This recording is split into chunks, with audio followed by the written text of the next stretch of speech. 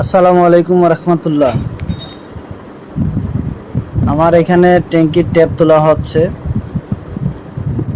আপনারা এই যে দেখেন, এটা ট্যাঙ্কিটা ট্যাপ হয়ে গেছে এই জায়গাটা।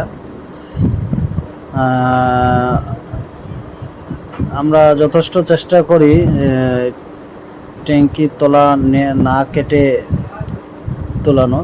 এই যে এইভাবে ট্যাঙ্কিটা আগে একটা যোগান বানিয়ে নিতে হবে, প্লাস মুখের মধ্যে আবার টিপ দিতে হবে। টিপটা দিলে আবার মনে করেন যে ওইখানে স্পট হবে না।